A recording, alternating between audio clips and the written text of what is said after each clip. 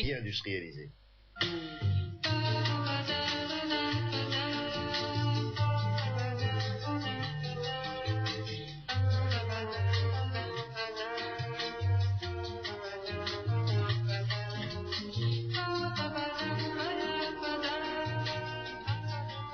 Ce sont soit des propositions de loi, soit des phénomènes qui traversent l'actualité comme ça, et qui font qu'on est amené régulièrement à parler de l'extrême violence chez certains enfants.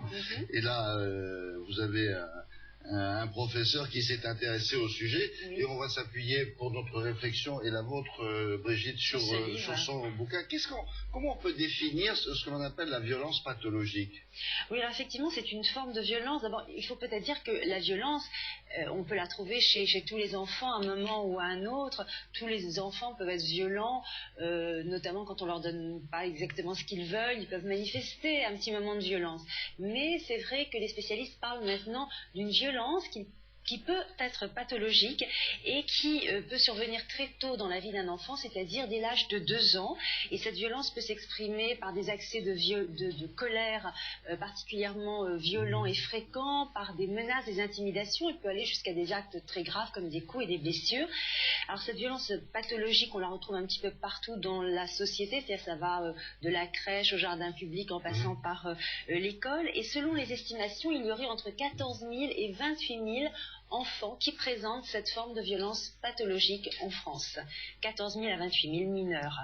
Alors effectivement, vous l'avez dit, les causes de cette violence sont un petit peu mieux connues et on sait que cette violence trouve son origine dans une grande souffrance psychique de ces enfants, dès qu'ils sont très très jeunes.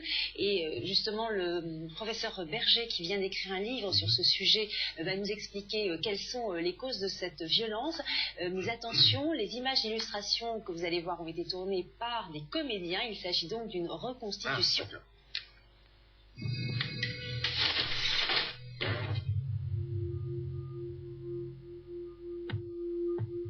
Tous les enfants peuvent être violents à un moment dans leur histoire.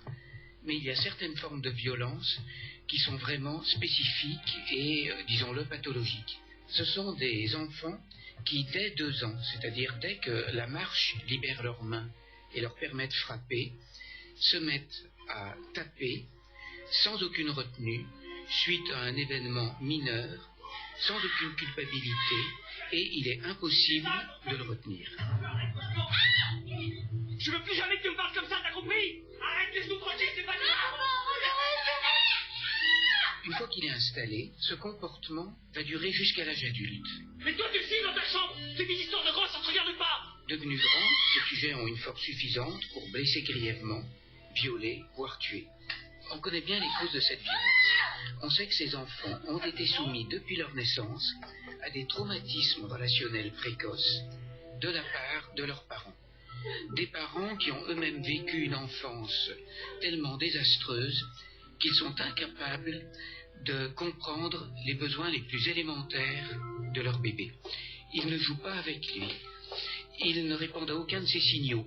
Quand il pleure, quand il sourit, ils le soumettent à une imprévisibilité énorme. Par exemple, ils peuvent confier leur enfant à une personne complètement inconnue et partir pendant une semaine. Et puis, il y a un élément majeur. Ces enfants sont souvent soumis à des scènes de violence conjugale.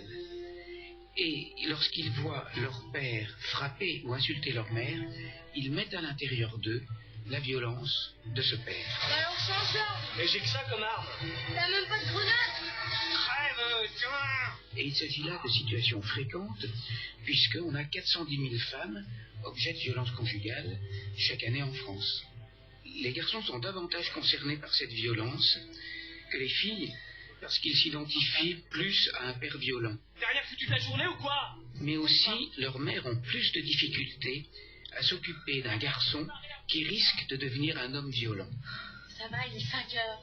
Quant aux filles, elles commencent à devenir elles aussi violentes, avec plus de cruauté que les garçons et plus de jouissance à faire mal. Moi j'arrive du boulot, là, j'ai qu'une envie, c'est de bouffer, et y a rien de prêt. Tiens, regarde ce que j'en fais de ton thé. Il en fait trop, non, le comédien, là, absolument.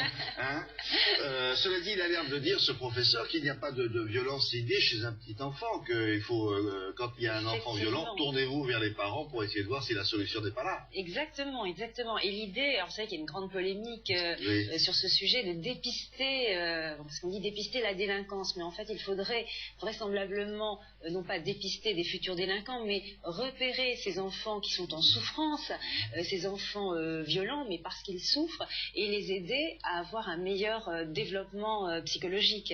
Donc l'idée, c'est pas toujours facile de les faire parler. Ensuite, il faut agir non pas sur l'enfant directement, mais sur l'ensemble de la famille. Sur l'ensemble de la famille, mettre en place des procédés à la fois thérapeutiques, éducatifs. Effectivement, c'est très complexe. Bon, faut-il que les parents acceptent, parce qu'il y en a qui vont nier. D'où la complexité de ce problème. Mais faire de la prévention et aider ces enfants au plus jeune âge, ce serait quand même très intéressant. Voilà, je voudrais vous présenter le livre du professeur Maurice Berger, Voulons-nous des enfants barbares, aux éditions Duno. Les voilà. Merci beaucoup. On va passer à la